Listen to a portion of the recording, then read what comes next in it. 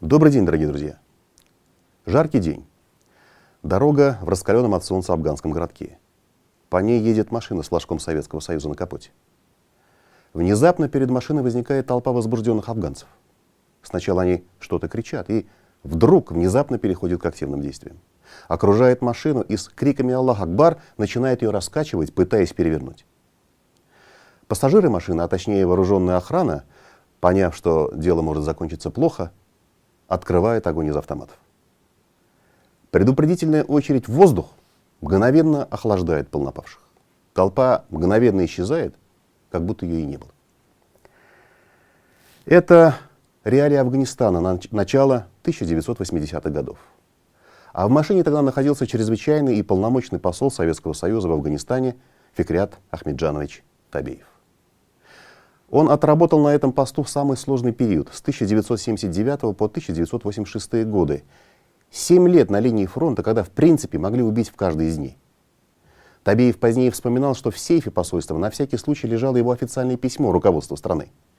Письмо с просьбой вскрыть в случае его гибели. В нем он просил руководство в случае смерти его и его супруги, Дины Мухамедовны, взять шефство над его детьми. Табеев и тогда виду не подавал, и в воспоминаниях никогда не говорил об опасностях работы в Афганистане. Однако, по данным советской разведки, некоторые главари маджахедов строили планы похищения советского посла с целью последующего выставления условий советским властям. В Афганистане Табеев, этот высокий, мощного телосложения человек, похудел почти на 30 килограммов и никогда уже больше не набирал прежний, доафганский вес. Фикрят Табеев до командировки в Афганистан на протяжении 19 лет первый секретарь татарского обкома партии, член ЦК КПСС. В Татарстане его за глаза называли Патша, царь. В Москве не иначе, как Фикрят хан. Любит у нас эти прозвища с историческим подтекстом. В данном случае это было очень близко к правде. После Афганистана первый заместитель председателя Совета министров РСФСР, председатель Российского фонда федерального имущества при Верховном Совете России, кандидат экономических наук, причем кандидат полновесный. Диссертацию подготовил, будучи аспирантом кафедры политэкономии Казанского государственного университета, а защитил в Московском университете еще до того, как перешел на партийную работу. Он родился 4 марта 1928 года в Мещерской, или иначе Мишарской стороне, в селе Азеево Рязанской области. Отец Ахмеджан Мухамеджанович — участник гражданской войны, связист легендарного красного командарма Михаила Фрунзе. Мать Сабира Музиповна — работница колхоза. Фикрят рано остался без отца, тот погиб на Калининском фронте в 1942 году. Табеев так вспоминал проводы отца на фронт. «За околицей села сани остановились, — рассказывал он, — отец меня высадил и сам сошел с саней. Крепко обнял и высоко поднял, потом поцеловал и заплакал. И сегодня у меня перед глазами стоит отец такой большой, под 2 метра ростом, со слезами на глазах и щеках. Больше я отца никогда не видел. К сожалению, нашему поколению и похоронить отцов не посчастливилось». Этот поворот за околицей села часто снился Табееву. «Именно тогда и закончилось мое детство», — признавался он. В год окончания войны 17-летний Фикрят, получив аттестат зрелости, а учился он самоотверженно, поступает в Бакинское высшее военно-морское училище. Возможно, он стал бы не партийным и дипломатическим генералом, а самым настоящим адмиралом. Но не сложилось. Мать настояла, и он вернулся в деревню.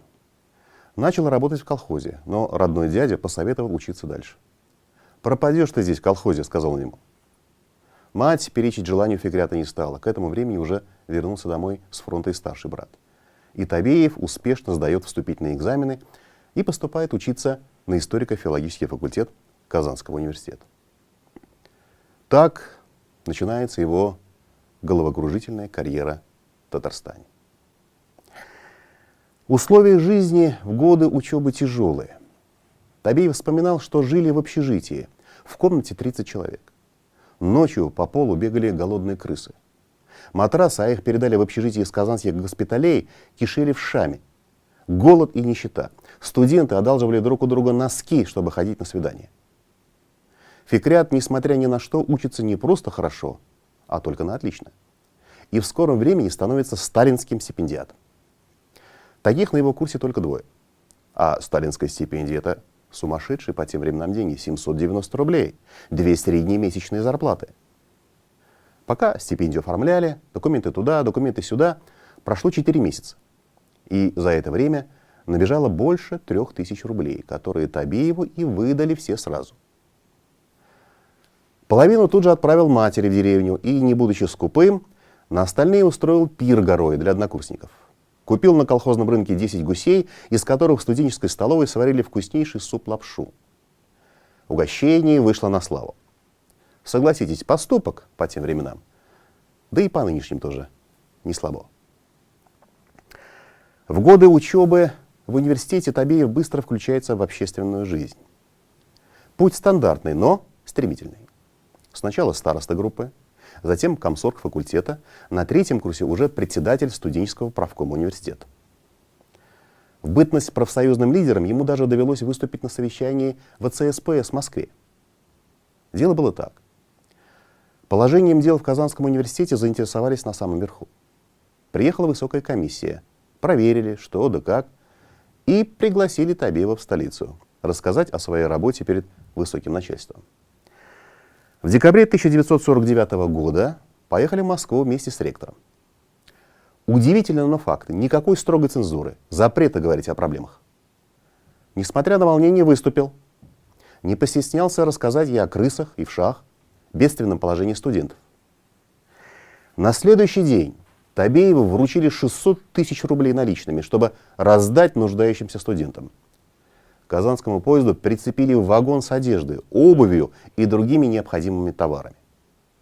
В Казань Табеев вернулся уже как сказочно богатый падишах.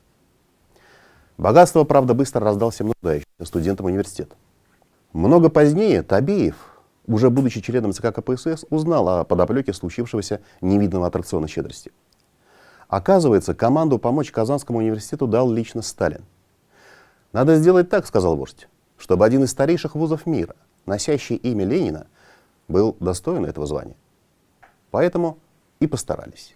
Не за страх, а за совесть. Ну или наоборот». На 4-м курсе Табеев уже заместитель секретаря парткома университета. Это уже практически статус райкома партии. Учеба в КГУ окончилась аспирантурой кафедры политэкономии. Хотя в 1952 году его карьера чуть было кардинально не изменилась. На излете своего правления Сталин планировал разделить Татарстан на 3 области и создать 3 обкома партии — Казанский, Чистопольский и Бугульминский. Табеева даже назначили секретарем Бугульминского обкома комсомола. Но должность просуществовала не всего несколько дней. Внезапно от планов отказались, и ТАССР сохранилась как единая республика. Что это было? Сказать трудно, но очевидно, что республика прошла по краю. Несостоявшийся комсомольский вожак Табеев продолжил учебу в аспирантуре уже Московского государственного университета и, защитив диссертацию, вернулся на работу в университет Казанский. В годы учебы в университете Табеев встречает спутницу жизни, студентку мединститута Дину. Они поженились в 1951 году. Запомнилось, рассказывал Табеев, что когда мы собрались идти в ЗАГС, у меня не было галстука. Искали всем общежитием и, в конце концов, нашли. Вскоре один за другим в семье родились 2 сыновей.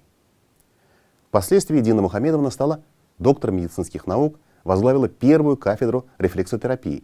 Работала по этому направлению как в Казани, так и позже в Москве, в институте имени Сербского. Табеев, возможно, так и продвигался бы по научной линии. Но активного молодого преподавателя уже знали в обкоме партии. В 1957 году Татарстан возглавил бывший член президиума ЦК КПСС, влиятельный партийный руководитель союзного уровня, экс-министр государственной безопасности Семен Денисович Игнатьев. После смерти Сталина Игнатьев попал в опалу Хрущева, и в 1957 году его назначили 1-м секретарем татарского обкома партии. Игнатьев приложил немало усилий, чтобы омолодить татарский обком.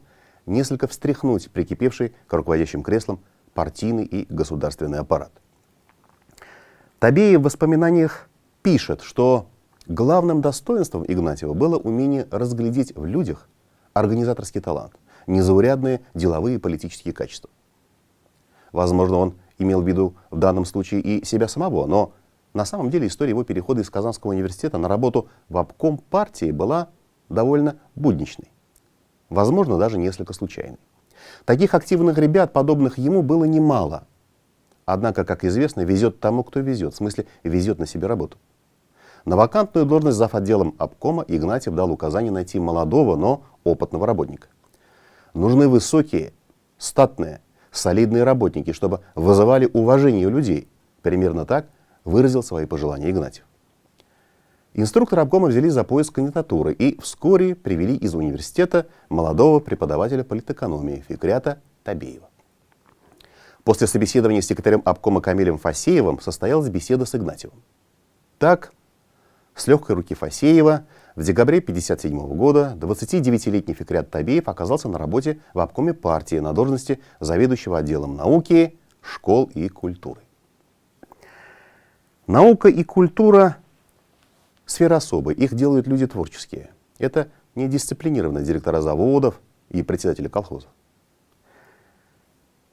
К Табееву часто приходили с различными жалобами учителя, артисты, ученые, и надо было на них, говоря партийным языком, реагировать. Помню, рассказывал Табеев, на прием однажды пришел известный оперный певец Усман Альмеев и с порога кабинета запел. Я сижу. Закончил петь, спрашивает: Фикрят, тебе нравится, как я пою? Я говорю: нравится. Он в самом деле был хороший певец, народ его любил. А ведь меня из филармонии хотят выгнать. Ты меня должен защитить. Защитил я его, оставили филармонии. Вот так и сижу с утра до вечера. Жалобщиков выслушиваю, сам себя укоряю. Всего через год, в возрасте 30 лет, Табеев стал секретарем обкома партии по идеологии. Карьера стремительная. Куда уж, казалось бы, быстрее. Но это было только начало. Через 2 года над Казанью, вернее над первым секретарем татарского обкома Семеном Денисовичем Игнатьевым сгустились политические тучи. Москва в лице ЦК партии не прощает ему излишнего, на ее взгляд, внимания к развитию татарской культуры и языка. Его и обком обвиняет в утрате партийного чутья, потакании национальной ограниченности, хотя все прегрешения заключались в попытках возродить полноценное изучение татарского языка в школах, возвратить экзамены на татарском языке, поднять престиж языка и национальной школы. И все это не в ущерб русскому языку, а наряду с ним. В начале января 1960 года стало ясно, что Игнатьев исчерпал лимит доверия со стороны ЦК партии и покинет республику. На должность первого секретаря более всего претендовал второй секретарь обкома Салих Батыев. Он даже поменял национальность в паспорте с башкира на татарин. Но Игнатьев относился к Батыеву настороженно. Было за что. Во всех сложных вопросах Батыев уходил то в открытую, то в явную оппозицию к Игнатьеву. Так было и с татарским вопросом. Когда Батыев заявил на бюро обкома, что допущено излишнее выпячивание национальной проблемы, стремление сохранить татарские школы чуть ли не насильственным путем. Табеев, кстати, во всех подобных ситуациях отмалчивался и никак не проявлял ни своей позиции, ни тем более амбиций.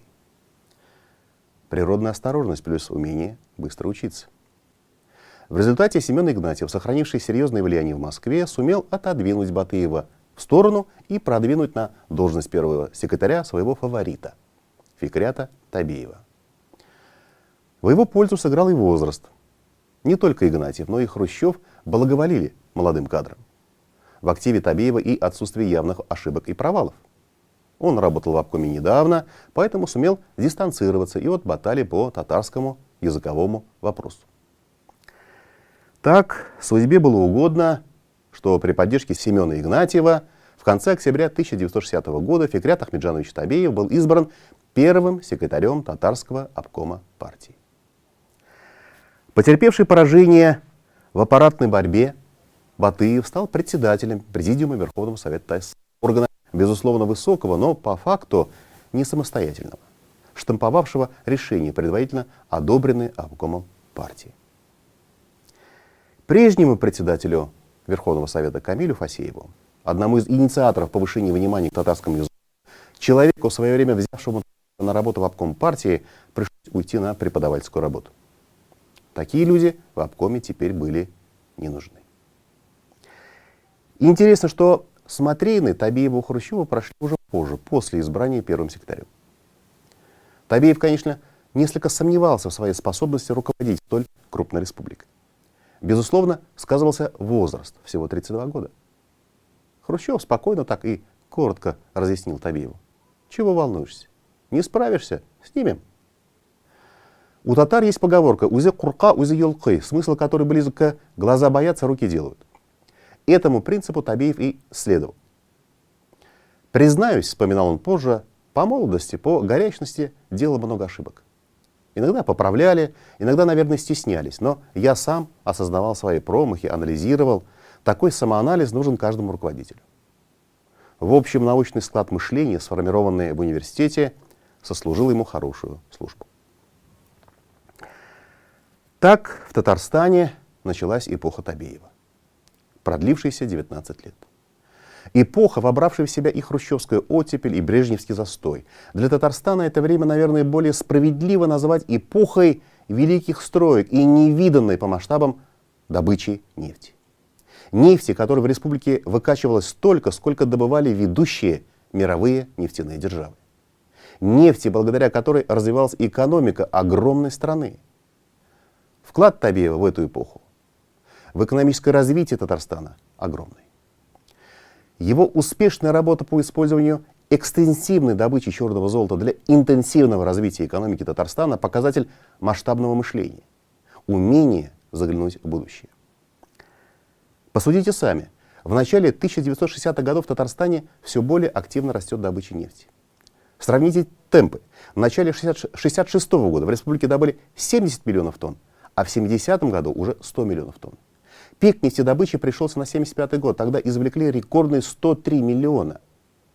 Первый миллиард тонн нефти в Татарстане извлекли в 1971 году. В 1982 году уже второй миллиард. В 1964 году заработал самый протяженный нефтепровод в мире — «Дружба». Он подавал нефть от Альметьевска в ГДР, Польшу, Венгрию и Чехословакию. Татарстану от всего этого богатства практически ничего не доставалось. В нефтяной отрасли республики в короткие сроки были задействованы десятки тысяч специалистов и рабочих. Но не было ни дорог, ни жилья, ни школ и больниц. Поселки вокруг нефтяных качалок тонули в бездорожье. Все это грозило в недалеком будущем серьезными социальными проблемами. Недостаточно выделялось средств и на обустройство новых скважин, что сдерживало не только увеличение, но и поддержание текущей добычи. А центр требовал все больше и больше. Нефть любой ценой. Табеев, понимая масштаб растущих проблем, пытается убедить Москву в необходимости строить инфраструктуру. Не найдя должной поддержки в Союзном Совмине и ЦК партии, обращается лично к Леониду Ильичу Брежневу. Я пошел к Брежневу с проектом постановления ЦК и Совмина, другого выхода уже не видел. Леонид Ильич, говорю, зачем закладывать 100 миллионов тонн нефти в план, если это не подкрепляется финансами, если под них не дают ни копейки? Брежнев терпеливо выслушал все мои жалобы. Задал лишь один вопрос: с кем готовили проект постановления? Я ответил: вызывайте Шашина, распорядился он. А Шашин в то время министр нефтяной промышленности Советского Союза. Пригласили еще спеца из отдела ЦК, с которым мы прорабатывали вопрос. Брежнев допытывался, уверены ли мы в своих расчетах, все ли правильно записали в проекте. Потом обращается ко мне: а экземпляр проекта постановления у тебя есть? А как же, говорю, и протягиваю тяжеловесный том. Думаю, что он хочет пролистать его. А Леонид Ильич взял ручку и тут же подписал документ. Это, пожалуй, единственный случай в истории страны, когда судьба многомиллиардных вложений в добычу нефти была решена одним человеком, без обязательной визы других руководителей. Разве это не смелость? Вспоминал Табеев. Благодаря этим усилиям Табеева, поддержанным Брежневым, в республику начали вкладываться значимые средства, как в нефтяную отрасль, так и в обслуживающую инфраструктуру. В короткое время выросли, по сути, новые города: Альметьевск, Лениногорск, Нижнекамск, Азнакаево, Бавлы, рабочие поселки Жалиль, Актюба. Заметно преобразились и Бугульма, Елабуга, Менделинск, Заинск, Нурлат. История Нижнекамска и Нижнекамского нефтехимического комбината также тесно связана именно с Табеевым и Брежневым. Изначально решение о комбинате было принято еще по инициативе Игнатьева. Однако объемы производства были запланированы незначительные. Вместе с тем ежегодно на нефтепромыслах Татарстана сжигались миллиарды кубометров попутного газа. Огромные деньги. Один из американцев, побывавший в республике в те годы, так и заявил, что, мол, на этом газе он бы сколотил многомиллиардное состояние. В середине 60-х в Сибири активно строился Тобольский нефтеперерабатывающий завод. Хотя по всем расчетам возведение завода в центре европейской части страны, рядом с огромными залежами нефти, было целесообразнее и эффективнее. Но Табееву заявляли: зачем Татарии такой завод? У вас берет начало нефтепровод «Дружба», вот и качайте нефть. Для чего вам лишняя головная боль? Кроме того, вокруг Татарии построены заводы-комплексы в Уфе, Куйбышеве, Горьком. Противостоять этой сложившейся практике использовать Татарстан как поставщик сырья было неимоверно трудно. Но упрямый Табеев убеждает Брежнева, приводит расчеты, аргументы. Брежнев умел слушать и, в конце концов, соглашается с Табеевым, вопреки позиции Госплана и Совмина СССР. Так принимается решение о строительстве Нижнекамского нефтехимического комплекса с современным городом Нижнекамском. В решении Политбюро ЦК КПСС было записано: принимается под личную ответственность первого секретаря Татарского обкома КПСС Табеева. Так было положено начало Нижнекамскому нефтехиму и городу Нижнекамску. 1969 год. По рельсам стучит поезд Москва-Минск. В одном из купе правительственного вагона собралась компания. Играют домино. Компания непростая. Один из азартных игроков — генеральный секретарь ЦК КПСС Леонид Ильич Брежнев. Среди его партнеров по игре и Фикрят Табеев.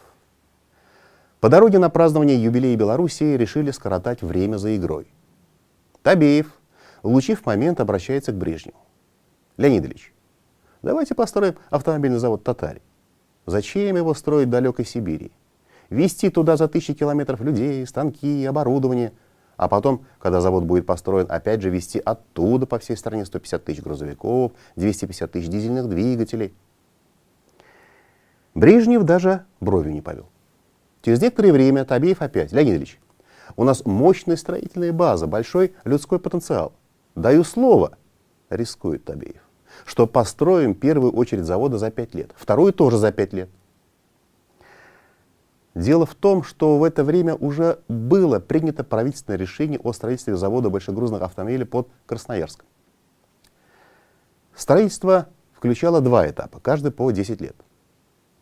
Но Табеев не побоялся выступить со своей позицией. Брежнев тогда в поезде ничего не ответил. На обратной дороге из Минска, вспоминал Табеев, генсек потряс его своим увлечением — стихами. Брежнев наизусть читал Есенина. Табеев тоже любил Есенина, немало его стихотворений тоже знал наизусть, но Леонид Ильич читал неопубликованное произведение. Табеев решил не ударить лицом в грязь и вперемешку с Есениным декламировал своих любимых поэтов — Тукая, Токташа, передавая в своем вольном переводе смысл их поэзии. И тут Леонид Ильич поразил Табеева еще одним откровением. А я ведь, Фикрят, пешком прошел Татарию. Оказывается, когда Брежнев учился в землеустроительном техникуме, на практику его направили в Татарстан, и он пешком прошел путь от Менделинска до Челнов, отмеряя километры саженем. Был тогда на селе такой удобный измерительный инструмент. Что тогда помогло Табееву? Ностальгия Брежнева по молодости, общая любовь к поэзии Есенина или убедительный аргумент? Важно, что оказался в нужное время в нужном месте. Брежнев дал команду проверить обоснованность проектов строительства как в Красноярске, так и в Татарстане. Основательный анализ и расчеты показывали: Табеев прав. Экономически целесообразно строить в Набережных Челнах. Вскоре Табеева вызвали на заседание Политбюро ЦК. Брежнева не было. Заседание вел Михаил Суслов. Политбюро решило строить завод в Набережных Челнах. В декабре 1969 года на стройплощадке извлекли первый ковш земли, а в феврале 1976 года с конвейера сошел первый КАМАЗ. Табеев сдержал слово. Примерно в это же время резко возросший авторитет Фикрята Табеева едва не сослужил ему дурную службу. Так тоже бывает, и нередко. Член Политбюро ЦК КПСС Александр Шелепин предложил кандидатуру Табеева на должность секретаря ЦК партии. А Шелепин, в свое время сыгравший весомую роль в назначении Брежнева генеральным секретарем ЦК, последующие годы уже слыл оппонентом Брежнева. Генеральный его недолюбливал и опасался заговора. Вот и сейчас Брежнев, по-видимому, посчитал, что Шелепин рекрутирует в ЦК своих сторонников. На заседании Брежнев ничего не ответил, но Табеева вскоре к себе вызвал. Табеев вспоминает: «Иду я по коридору на прием к Леониду Ильичу. Слышу, кто-то бежит сзади меня. Оглянулся, это Федор Кулаков, член Политбюро, секретарь ЦК. «Фикрят, откажись!» – прошептал он. Повернулся и пошел обратно. Я так и не понял, почему он решил вмешаться в это дело. Кстати, я даже точно и не знал, зачем меня вызывает генсек, хотя слухи о том, что меня куда-то хотят двинуть, конечно, доходили. Захожу. Леонид Ильич выходит мне навстречу. «О, Фикрят!» Поставил на стол коньячок и в такой дружеской обстановке начинает задушевный разговор. «Тут на Политбюро речь шла о вас. Есть предложение избрать вас секретарем ЦК. Я не возражаю, хотите, пожалуйста». И выжидательно, с прищуром так на меня смотрит. Я тут же вспомнил совет Кулакова, слухи об оппозиции, о себе и говорю: «Леонид Ильич, мы только КАМАЗ начали строить с вашей помощью. Дайте, говорю, возможность его закончить.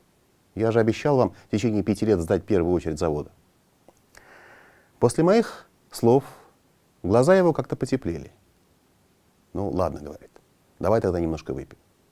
Вот так Табеев, оказавшись, что называется, на грани провала, с честью выкрутился из щекотливой ситуации. Видимо, ангел-хранитель помог, вспоминал он. Чтобы представить себе эпоху Табеева в Татарстане, нужно упомянуть и построенные при нем Казань-Оргсинтез, один из флагманов отечественной нефтехимии, Заинская ГРЭС, одни из самых крупных тепличных хозяйств в Советском Союзе, Майские и Весенние. В Казани построили новое здание театра имени Галяскара Камала, уникальное здание цирка с дискообразным куполом, новое высотное здание Казанского университета. Их строительство Табеев лично пробивал в Москве и многое-многое другое. И в сельском хозяйстве республика была одним из лидеров по производству продовольствия. Но нужно сказать и о другом. Татарстанцы, несмотря на экономические успехи, жили голодно. Один из бывших секретарей райкомов партии республики рассказывал мне, что в молодости, будучи призванным в армию, попал служить в Ленинград. В первую увольнительную вышел в город и, увидев магазины, в которых есть продукты, красиво одетых женщин и мужчин на улице, был просто в шоковом состоянии. Так вот, где, оказывается, построен коммунизм, подумал он тогда. А в Татарстане в 60-е годы стояли очереди за хлебом. В 70-е хлеб появился, но на другие продукты можно было только случайно наткнуться. Продовольствие из республики уходило в союзный фонд. У республики не было почти ничего. Практически все предприятия относились к союзной собственности или собственности РСФСР. Соответственно, всю продукцию приходилось правдами и неправдами выбивать из союзных и российских министерств. Практически ни одно решение, даже переименование улицы, нельзя было принять без разрешения центральных ведомств. Возможности обкома партии, правительства республики были, мягко говоря, весьма ограниченными. Это тоже приметы эпохи Табеева. Табеевым в Татарстане была создана профессиональная, относительно молодая и эффективная управленческая команда. Местные кадры росли из самых низов, проходя все ступеньки профессиональной карьеры. Сам Табеев, возглавив Татарстан, молодым человеком довольно смело выдвигал молодых. Так, в 1966 году по его инициативе председателем правительства республики стал 34-летний Гумер Усманов. Он был самым молодым премьером среди коллег в автономных и союзных республиках. Именно Табеев дал толчок карьере будущего первого президента Татарстана Ментимира Шариповича Шаймиева. По признанию Табиева, он давно присматривался к молодому и инициативному инженеру. В 1967 году Табиев взял 30-летнего Шаймиева из Мензелинской сельхозтехники в татарский обком партии. Через 2 года Метибиш Шаймиев стал министром мелиорации и водного хозяйства республики, самым молодым министром в ТАССР.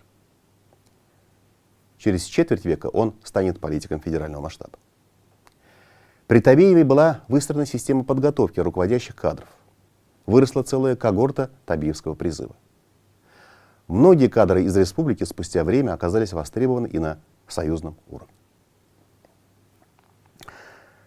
Но есть еще одна сторона деятельности Фикрята Табиева.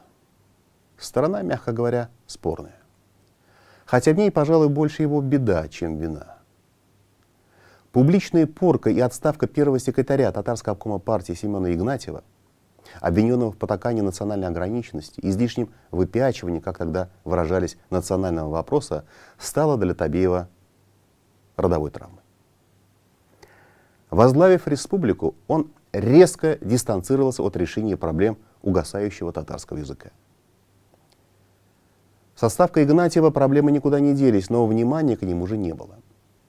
Табиев жестко, порою неумеренно догматично следовал линии партии на создание новой общности советского народа, перебарщивая в своей активности, в стремлении оказаться святей Папы Римского. Убедить его в том, что нельзя ставить знак равенства между развитием национального языка и культуры и национализмом, не получалось, несмотря на все попытки со стороны писателей, деятелей культуры. Одним из первых его решений на посту первого секретаря обкома стала приостановка присуждения государственной премии имени Габдуллы Токая, вручаемой за достижения в области развития татарской культуры. Премия была учреждена Игнатьевым. При Табиеве премию не давали на протяжении 5 лет. Камиль Фасеев пишет, что на одном из выступлений на пленуме обкома Табиев заявил: «Сейчас, в период развернутого строительства коммунистического общества, многое из того, что считалось присущим той или иной нации, подчеркивало ее экономические и культурные особенности, изживает себя. Не имеет смысла выпячивать роль и значение татарского языка, а кто это делает, того следует осуждать», заявил Табиев. К сожалению, его слова не расходились с делом. А дело дошло даже до того, что знаменитому татарскому поэту Хасану Туфану, незаконно репрессированному в 30-е годы и прошедшему ГУЛАГ, обком партии настоятельно порекомендовал не писать стихов о татарском языке. Пусть помнит, где он находился в последние годы, передали Туфану предупреждение из обкома. Отказали и в создании татарской энциклопедии. Дескать, в союзных республиках еще нет энциклопедий. И вообще, зачем нужны татарская, чувашская, башкирская, якутская и прочие энциклопедии? И об этом тоже вспоминал экс-секретарь обкома партии Камиль Фасеев. С каждым годом количество национальных школ продолжало сокращаться. Татарский язык все более уходил в сферу бытового общения. Сабантуи и концерты ситуацию не спасали. В 1979 году в жизни Табиева произошел коренной перелом. В конце года его внезапно вызвали в Москву к второму секретарю ЦК КПСС Михаилу Суслову. «Нам нужен посол нашей страны в Афганистане. Руководство этой республики никого из среднеазиатских мусульман не хочет. Выбор пал на вас. И посол Афганистана в Советском Союзе не против вашей кандидатуры. Важно, что вы мусульманин, член КПСС. Потом ведь, товарищ Табиев, вы не понаслышке знаете о межнациональных, межрелигиозных отношениях. Татарстан — это регион стабильности, прекрасных взаимоотношений между народами многих национальностей. Но учтите, — предупредил Суслов, — там может случиться война. Если вы боитесь, не согласитесь, не поедете, считайте, что у нас с вами разговора не было. Возвращайтесь в Казань и продолжайте работать». Суслов из-под очков внимательно смотрел на Табиева. Дело было в том, что до Табиева несколько профессиональных дипломатов уклонились от этого предложения. Однако Табиев после небольшой паузы дал согласие. Суслов тут же повел его к Леониду Ильичу Брежневу. «Вот товарищ Табиев согласен», — сообщил Суслов. «Ну и отлично», — произнес обратно Брежнев. «В Фикряте я никогда не сомневался». И пожал Табиеву руку. Так, в декабре 1979 года Фикрят Табеев стал чрезвычайным и полномочным послом Советского Союза в Афганистане. Чрезвычайно сложной ситуации, в которой полномочий как раз-то не очень не хватало. В Афганистане наряду с послом достаточно самостоятельно действовала армия и КГБ СССР. Стремясь сохранить максимальную секретность и независимость от посла, Табеева не всегда вводили в курс дела. Так, 25 декабря 1979 года, когда советский спецназ штурмовал дворец президента Афганистана Амина, Табеев оказался застигнут врасплох. Руководивший операцией по устранению Амина Вадим Кирпиченко так писал об этом мне. Посол Фикрят Табеев всполошился, когда раздались первые выстрелы, и на территорию посольства стали привозить раненых. Позвонил мне и гневным голосом потребовал объяснений того, что происходит в городе. Я сказал, что идут бои, и сейчас у меня нет возможности беседовать. Подробно обстановку доложим утром. Несмотря на все сложности, Табеев достойно выходил из самых трудных ситуаций, отстаивая позиции Советского Союза. Не прятался в посольстве, довольно смело ездил на встречи и в Кабуле, и в города, и в провинции. Александр Лисичкин, служивший в охране посла, вспоминает о том, что поездки были весьма опасными. Нам необходимо было прикрывать его, обеспечивать безопасность и сохранить его жизнь. Перед выездом проверяли маршрут. Можно было нарваться на мину, попасть под пулю снайпера или в засаду маджахедов. Машину посла не раз обстреливали. Если предстояло посетить провинцию, ему выделяли вторую машину с дополнительной вооруженной охраной. Многие эпизоды его работы в этой стране до сих пор засекречены. О чем-то мы, возможно, не узнаем вообще. Поэтому сам Табеев никогда и не рассказывал о всех подробностях своей дипломатической службы. Табеев представлял Советский Союз в Афганистане на протяжении 7 лет, до июля 1986 года. По сути, был послом военного времени. После возвращения в Советский Союз он не переставал интересоваться афганскими делами. В начале 2000-х годов журналисты как-то спросили его о пожеланиях будущему президенту Соединенных Штатов Америки. А тогда на выборах победил Джордж Буш-младший. Табеев ответил: не надо лезть в Афганистан. Войной в этой стране еще никому не удавалось решить никаких проблем. Как мы видим сейчас, он оказался совершенно прав. Итак, в 1986 году Табеев возвращается в Москву и назначается первым заместителем председателя Совета министров России. В стране уже шла перестройка. В 1990 году Табеев, не принявший идущие реформы и понимающий бесперспективность работы, в возрасте 62 лет уходит на пенсию. Он тяжело переживал развал Советского Союза, много критиковал политику Ельцина.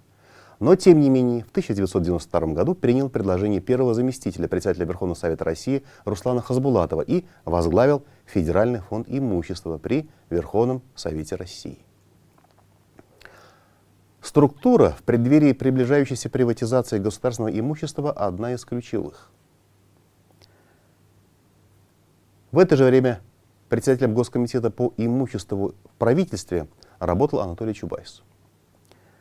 В воспоминаниях Табеев пишет, что многих, слишком ретивых, в ходе приватизации я начал ставить на место. Однако скоро на Табеева нашли управу, ввели в состав членов правительства России. Руководитель структуры при Верховном Совете законодательной власти стал членом высшего органа исполнительной власти. Это был нонсенс. Это было сделано с далеко идущими планами, с целью повлиять на меня, писал позже Табеев. В конце 1993 года, когда в стране пошел раздрай между Ельциным и Верховным Советом, закончившийся расстрелом Белого дома из танков, Табеев ушел с поста председателя Федерального фонда имущества.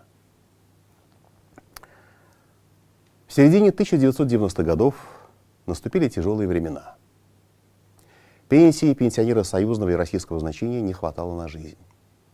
В какой-то момент Табееву даже пришлось распродать часть своей коллекции охотничьих ружей, которую он, будучи заядлым охотником, собирал на протяжении долгого времени. В последующие годы Фикрят Табеев работал советником в одной из холдинговых компаний. Очень активно участвовал в жизни татар Москвы, был их неформальным лидером. Часто бывал в Татарстане и Казани, в том числе и на официальных мероприятиях. Руководство Татарстана всегда поддерживало с ним тесные и теплые отношения. Фикрят Табеев ушел из жизни в 2015 году в возрасте 87 лет. Но осталась большая семья во главе с его супругой Диной Мухамедовной, которая в 2019 году отметила свое 90-летие. Их до сих пор невозможно представить в Руси. Прошагав по извилистым дорогам судьбы вместе, они доказали, что выбор, сделанный обоими в далекой студенческой молодости, оказался счастливым. Табеев, помимо других наград, награжден 5 орденами Ленина. На вопрос об этих орденах он ответил так. Орденом Ленина награждали за выполнение пятилетки, причем по всем показателям. Так полагалось, такое было условие. И наша республика была единственной в РСФСР, которая за 20 лет была удостоена в лице своего первого секретаря 4 высших орденов страны.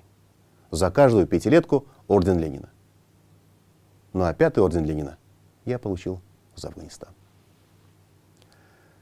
Такова история жизни Фикрята Табеева. История жизни, по которой можно изучать и большой период истории республики и страны.